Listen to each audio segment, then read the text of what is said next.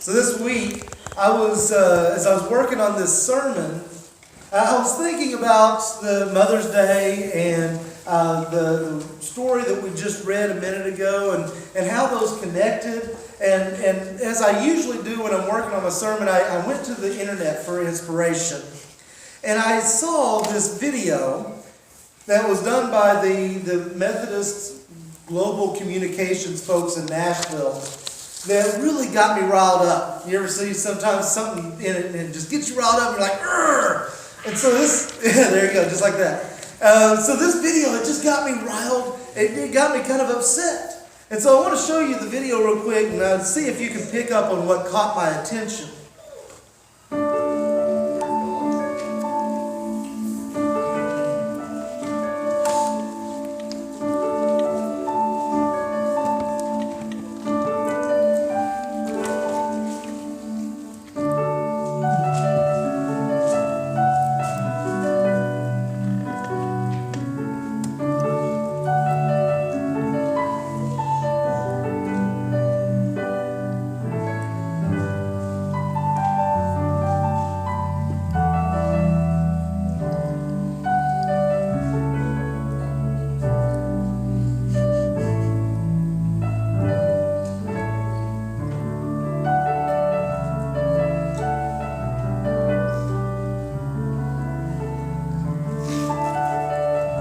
All right, does anybody catch what? Her face. What was it? You don't know? Okay. So did anybody catch what it was that like bothered me about that video? Unless you're a Methodist nerd like I am, you may not have caught it. Any thoughts? Thanos wasn't there. No, that's not it. So when they talked about Susanna Wesley, the only thing they had to say about Susanna Wesley was that she was the mother of John and Charles Wesley, the founders of Methodism. And when I saw that, it's like, Susanna Wesley, mother of John and Charles. And I was waiting for like something more. And that was it. And I'm like, wait, what? Are you serious? Are you kidding me? There is so much more to Susanna Wesley than that. And it really got me riled up. And see, as the mother of John and Charles Wesley, Susanna Wesley was entirely responsible for the education of her kids and her family. Now, she had 19 kids. 9 of them didn't make it past infancy, but that still leaves 10 kids to raise and to teach. She had to raise and teach 10 kids. She was responsible for all of their education. She was highly educated herself, and she made sure that every child, including the girls, got a quality academic and biblical education in her home. She taught them what they needed to know. Now, their dad, Samuel Wesley, is hardly ever mentioned in connection with them. Most people don't even know what their dad's name is. He's hardly ever mentioned. He's not even a blip on the screen in their lives.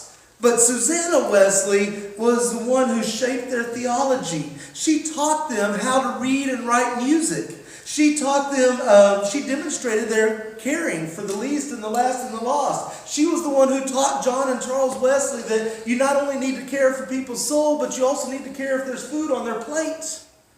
She taught them and advised them in ministry. All the way through their lives, they would go back to her for advice.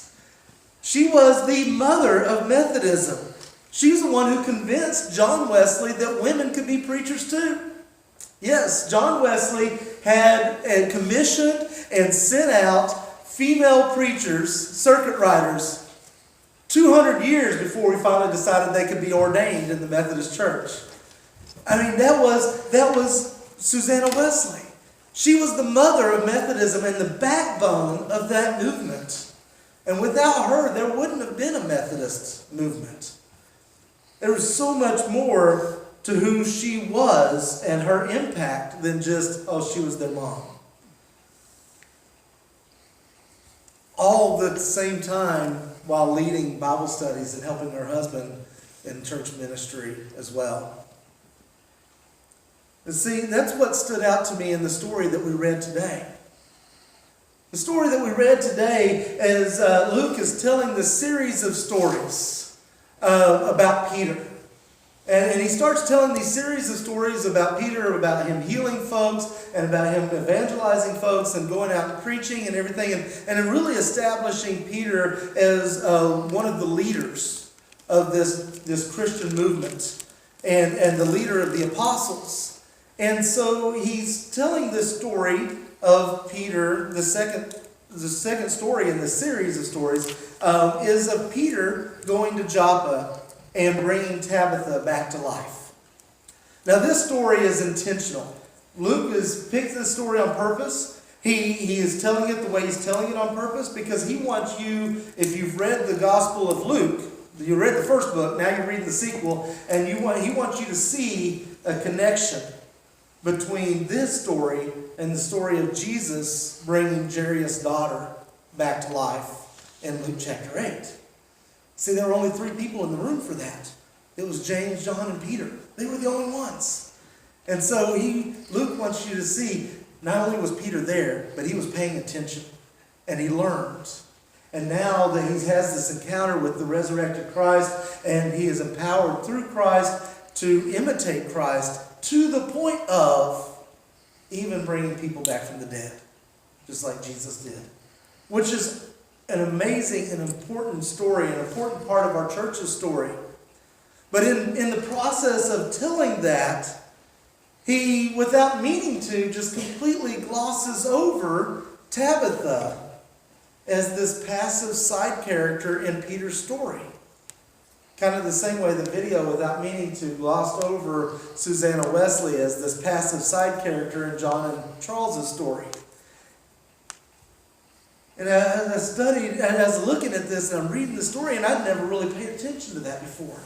I'd always just, Peter brings Tabitha back to life. I never really thought about who Tabitha was. And this time I went through it, and I read, and it starts out, and it says, there was this disciple in Joppa named Tabitha. And I'm like, wait, what? Suddenly something hit me. I've never seen a woman named as a disciple in the Bible before. And actually, she's the only one. The only one in the entire Bible who's actually named, explicitly said she's a disciple. That's significant. That's huge. It's a huge thing. And so I'm like, man, I got to know more about this Tabitha. So he goes on to say why she was considered a disciple, that her life overflowed with good works and acts of compassion for those in need.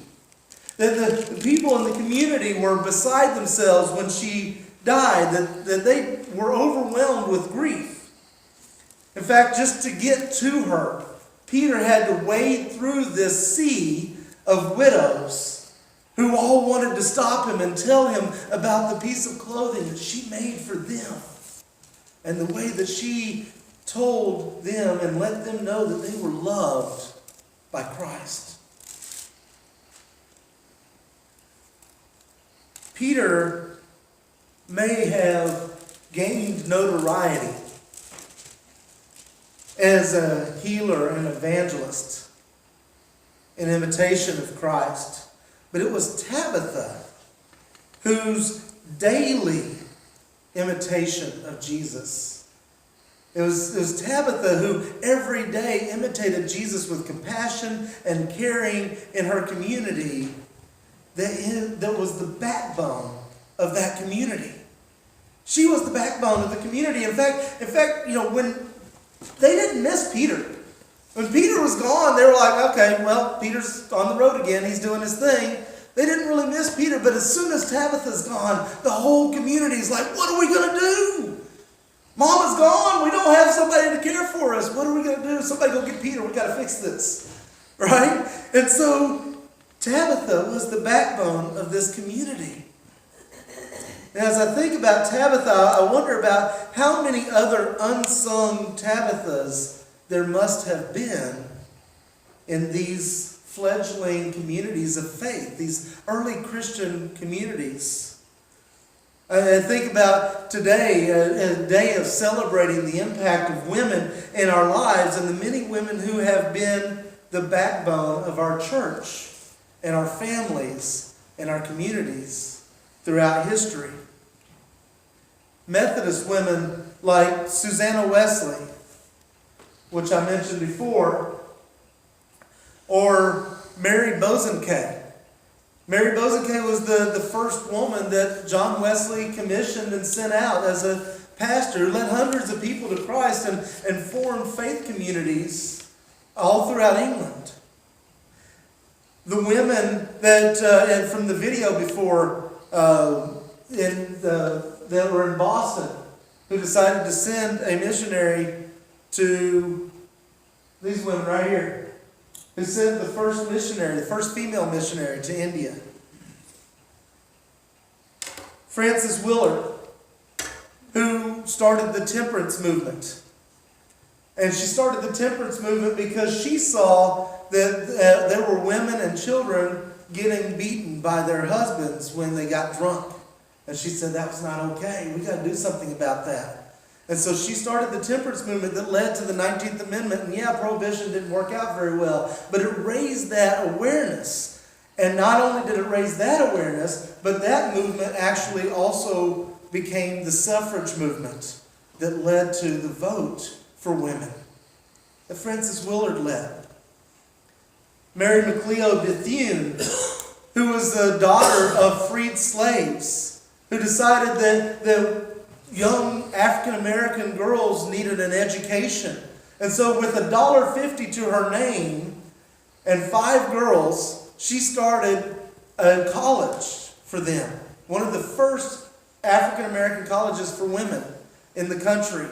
Started a college, they financed themselves by selling sweet potato pies. And that college is still around today and making impact in the world. Polly Murray, who got together with other Methodist women and realized that segregation of schools was not okay. And so they began to do the research that led to the realization that separated but equal is not actually equal. And that was, they wrote the book. That book was the book that the Supreme Court used in their decision in Brown versus the Board of Education, written by these Methodist women.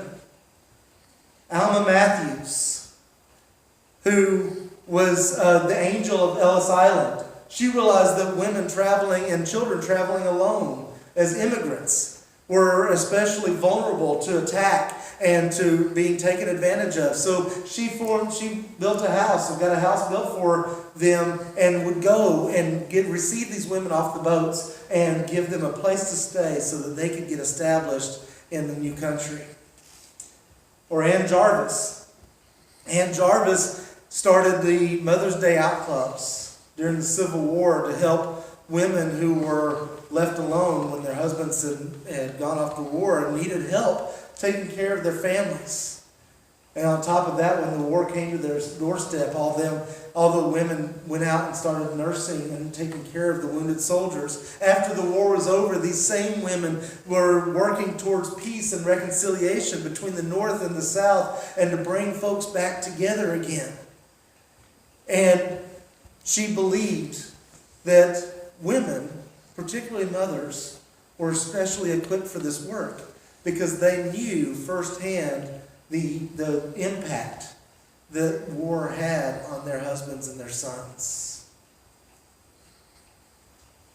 And then her daughter, Anna, was the one who started Mother's Day as we celebrate it today.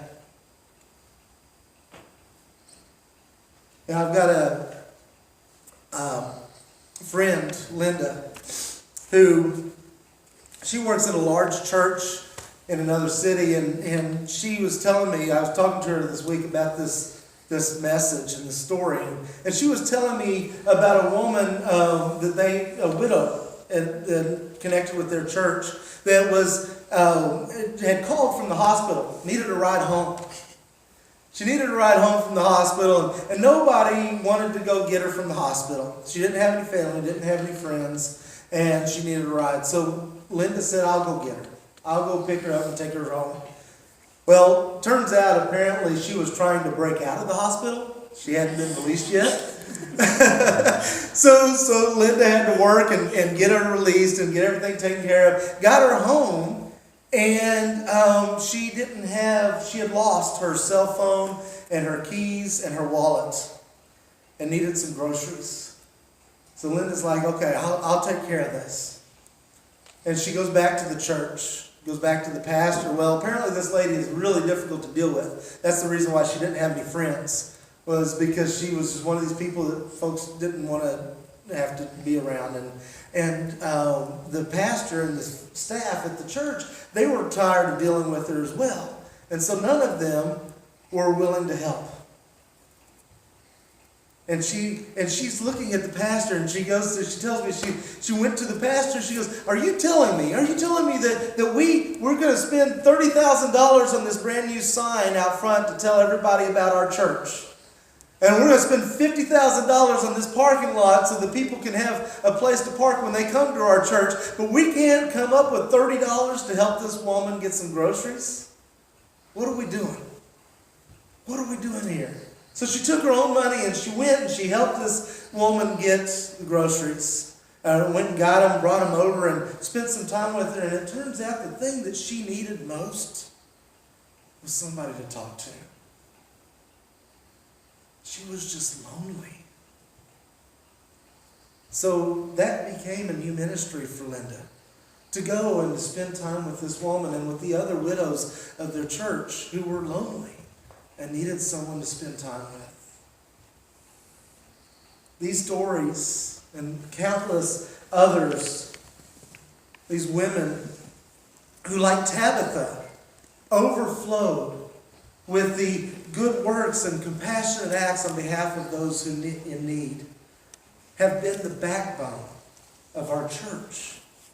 They've been the backbone of our families. They've been the backbone of our communities, going all the way back, as they have been disciples, faithfully imitating Jesus every day. They didn't get big credit, but they were faithfully imitating Jesus. They gave of themselves, their resources, their talents, their gifts, what they had to offer. You know, as I look around, I see Tabithas in the room. I see people who have given of themselves and their resources and talent and what they have to the church and to the community and to the lives of others. Volunteering in worship, volunteering in administration and finance, with cows and with the youth, helping out with outreach and mission and ministries beyond the walls of our church. And so I ask you today, who are the Tabithas in your life? Who are the Tabithas that you've known?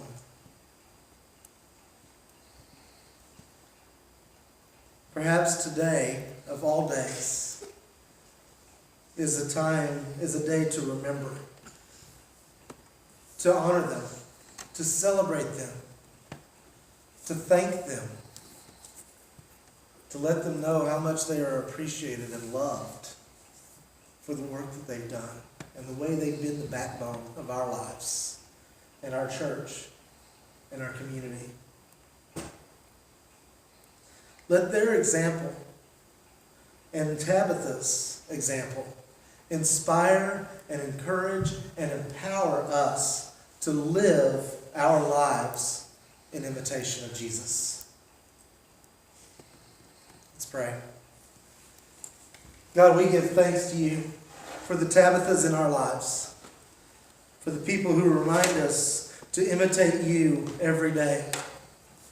We pray, God, that you will help us to remember them and to honor them and to thank them today.